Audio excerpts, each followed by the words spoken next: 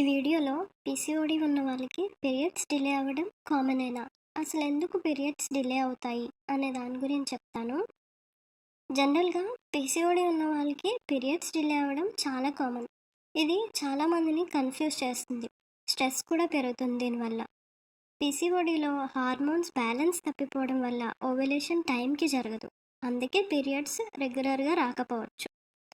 And also hormones imbalance వల్ల egg ప్రాపర్‌గా release అవ్వకపోవడం కూడా ఒక రీజన్.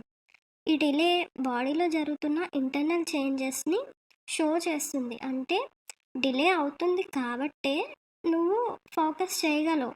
అంటే ఎందుకు డిలే అవుతుంది అనే దాని గురించి నువ్వు థింక్ చేస్తావు కదా!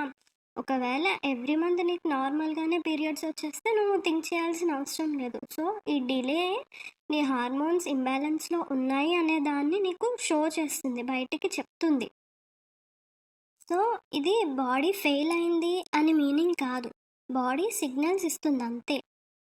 సో, ఇలాగా పీరియడ్స్ డిలే అవుతున్నాయి కాబట్టి బాడీలో ఏదో చేంజ్ అయిపోయింది, ఏదో ఫెయిల్ అయిపోయింది అని స్ట్రెస్ ఎక్కువైతే ఇంకా డిలే అవుతాయి అప్పుడు పీరియడ్స్.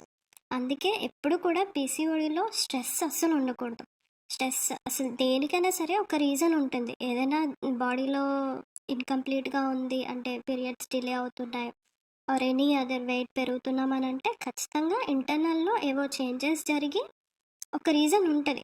దానికి స్ట్రెస్ పెంచుకోవాల్సిన పని లేదు. అదేంటి అని ప్రాపర్ రీజన్ తెలుసుకొని, దానికి తగ్గట్టు మనం డైట్ ఆర్ ఎక్సర్సైజ్ అన్నీ ఫాలో అయితే ఏ ప్రాబ్లమ్ అయినా హీల్ అవుతుంది.